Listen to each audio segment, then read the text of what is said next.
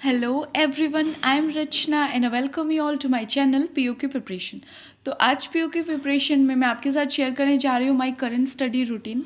ठीक है, अब जैसे कि आप सब लोगों को पता है कि बैंक एग्ज़ाम्स के सारे प्री एग्ज़ाम ख़त्म हो चुके हैं।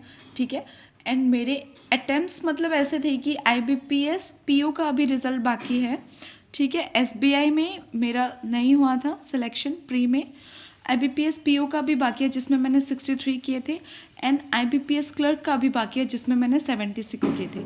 मगर I am very much worried about the accuracy, क्योंकि SBI में मेरी एक्यूरेसी बिल्कुल भी अच्छी नहीं थी। ठीक है, पर अब इस डर से हम प्रिपरेशन करना तो नहीं छोड़ सकते हैं, and we are not sure कि प्री क्लियर होगा कि नहीं, तो मेंस की तैयारी करें या नहीं।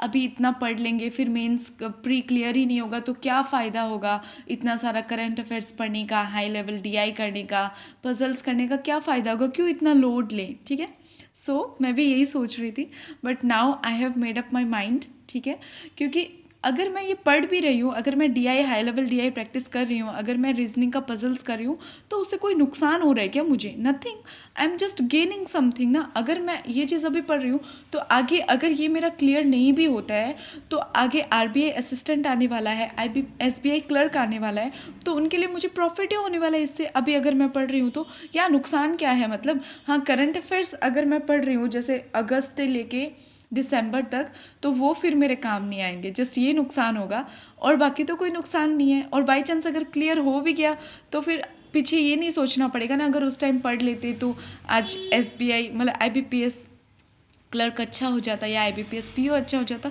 तो I don't want to regret that, इसलिए मैं अभी यही रूटीन फॉलो कर रही हूँ। 2-3 दिन से मैंने अलग अलग रूटीन ट्राई किया था। ठीक है, SBI मतलब IBPS का जो क्लर्क का एग्ज़ाम था उसके बाद में 1 वीक पूरा टाइम लगा के जो करंट अफेयर्स मैंने नहीं पढ़े थे मतलब प्री के टाइम पे, तो मैंने फिर उन सब का नोट्स बनाया, उनको लिखा।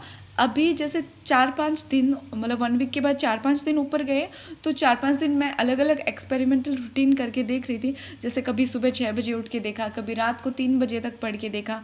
तो सबसे इफ़ेक्टिव मुझे यही रूटीन लगा है। मैंने खुद आजमाया है, इसको टेस्ट किया और फिर मुझे ये सबसे प्रोडक्टिव लगा है, इसीलिए मैं आपके साथ शेयर कर रही हूँ। ठीक है, अगर आपको ये रूटीन अच्छी लगी तो आप फॉलो कर सकते हो, और अगर आपको समझ में नहीं आए तो कुछ सजेस्ट करना चाहो तभी भी मुझे कर सकते हो। तो let me share the routine. तो रूटीन ये है कि 7 बजे आई विल वेकअप, 7 से 7:30 भी हो सकते हैं। ठीक है, बिकॉज आधा घंटा हाथ में लेके चलना है। फिर 7 से 8:30 तक जो मॉर्निंग रूटीन होता है मेरा, वो मैंने करना है। एक्सरसाइज कर लिया, मेडिटेशन कर लिया, अपना जो ग्रेटिट्यूड जर्नल है वो लिख लिया, प्लस फ्रेशन अप हो गए। उसके बाद में चाय बना ली, चाय के साथ थोड़ा स्नैक्स ले लिया। ठीक है, सुबह सुबह ब्रेकफास्ट करके पेट फुल करके नहीं बैठना है, बिकॉज अगर आप सुबह सुबह खा लोगे तो फिर पूरे दिन आपको लेजी लेजी फील होगा और पढ़ने का बिल्कुल भी मन नहीं करेगा। तो सुबह सुबह ज़्यादा कुछ हैवी मत खाइएगा। ठीक है, चाय के साथ जैसे बिस्किट खा लिया, थोड़ा बहुत स्नैक्स खा लिया। ठीक है, इस टाइप का।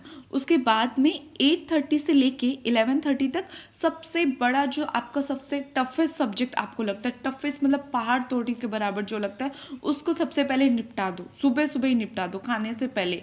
ठीक है, कि कुछ खाओ भी मत, सबसे पहले उसका स्वाहा कर दो।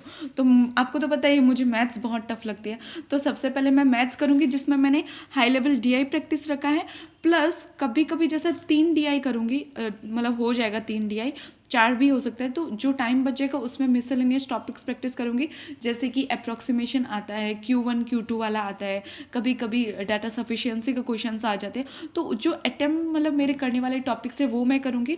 अरिथमेटिक मैं स्किप कर रही हूँ, I know it is very risky, पर मैं क्या करूँ, मुझे नहीं समझ में आता है और मैं नहीं कर पा रही हूँ, तो मैं DI और मिसलेनियस टॉपिक्स करूँगी, अरिथमेटिक मैं नहीं कर रही हूँ। ठीक है, I just can't help it, मैंने बहुत ट्राई किया। तो और अभी इतना टाइम भी नहीं है, अगर बाई चांस हो गया तो फिर टाइम कहाँ है।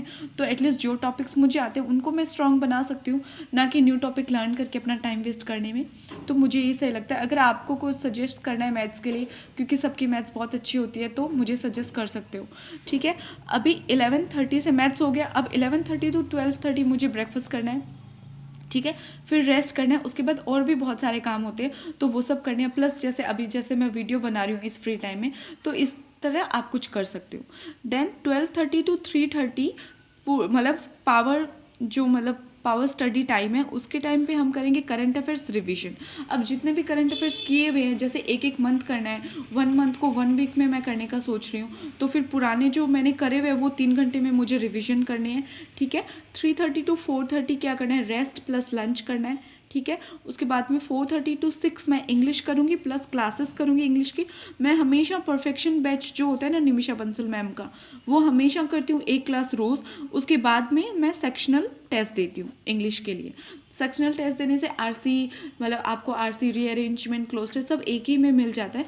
वो शायद 30 मिनट्स का होता है, तो वो देने से क्या होता है ना, बहुत प्रॉफिट होगा आपको भी। आप दे के देखो, जो बड़े बड़े टेस्ट आते हैं ना 30 मिनट्स के, वो आप दे के देखो, बहुत अच्छा लगेगा आपको, ठीक है। और आपकी स्पीड भी बढ़ेगी और एक्यूरेसी भी बढ़ेगी उससे, ठीक है।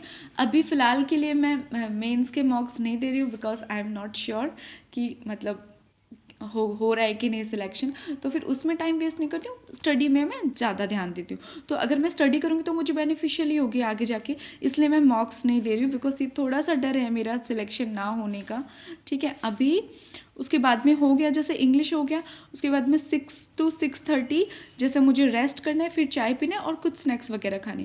अब देखिए आधा दिन ही हुआ है और 3 सब्जेक्ट हमने कर लिया, करंट अफेयर्स कर लिया, इंग्लिश कर लिया, मैथ्स कर लिया, ठीक है। और अभी भी हमारे पास आधा दिन पड़ा है, ठीक है। तो ये रूटीन का ये फ़ायदा है। देन 6:30 to रेस्ट हो गया, उसके बाद में ये 6:30 होना चाहिए, 6:30 to 9 में करंट अफेयर्स करूँगी न्यू वाला, मतलब न्यू कुछ पढ़ूँगी, ठीक है। नया कुछ पढ़ूँगी करंट अफेयर्स में, जो पुराना है वो रिवीजन मॉर्निंग में हो जाएगा, तो रात को मतलब मैं 3 घंटे न्यू पढ़ूँगी, 3 नहीं 2.5 घंटा होगा एक्चुअली। देन 9 to 10 रेस्ट करना है, डिनर करना है, प्लस मुझे एक टीवी शो मैं हमेशा देखती हूँ तो वो मुझे देखना है, ऐसा है। उसके बाद में 10 to 12 रीजनिंग का प्रैक्टिस करना है, जिसमें पजल आ गया, मिसलेनियस टॉपिक आ गया, क्योंकि कोडेड जो होते हैं ना वो भी करने ज़रूरी है, जैसे कोडेड का रीजनिंग हो गया, कोडेड डायरेक्शन, कोडेड इनइक्वालिटी, ये सब करना है। प्लस अगर एक दिन मैंने इनपुट आउटपुट कोडिंग डिकोडिंग किया तो अल्टरनेट डे मैं पजल करूँगी, इस तरह मैं अपने एडजस्ट कर लेती हूँ रूटीन को। देन 12 to 1:30 मुझे लॉजिकल रीजनिंग का क्लास करना है, ठीक है। जो statement, assumption, argument, implicit, not implicit, ये सब जो होते हैं ना, तो आई एम नॉट इतना अच्छे से मैंने नहीं किया था पहले, तो उनकी क्लासेस मुझे करनी पड़ेगी एक एक करके। और मतलब टाइम सब्जेक्ट के बीच में जो टॉपिक का टाइम है वो एडजस्ट हो जाएगा, मगर सब्जेक्ट को टाइम अलॉट करना बहुत ज़्यादा ज़रूरी है। तो ये मैंने रूटीन बनाया है, ठीक है। आप भी मेरी तरह अगर कश्मकश में हो कि प्री क्लियर होगा कि नहीं, मेंस के लिए पढ़ें कि नहीं, तो स्टार्ट राइट नाउ, अभी स्टार्ट कर दो। नहीं होगा तभी भी पढ़ लोगे तो कोई नुकसान नहीं होगा, मगर अगर हो गया और नहीं पढ़ोगे तब बहुत भारी नुकसान हो जाएगा, ठीक है। यही सोच के अपने दिल को मना के मैंने दिल पे पत्थर रखे ये रूटीन फॉलो करना स्टार्ट किया है। आज 3rd डे है इस रूटीन का, इसलिए मैं शेयर कर रही हूँ कि बिकॉज आई एम 100% श्योर इस रूटीन को लेके। और अगर आपको रूटीन पसंद आए तो you can also implement it, and अगर कुछ भी सजेस्ट करना हो तो यू कैन सजेस्ट दैट।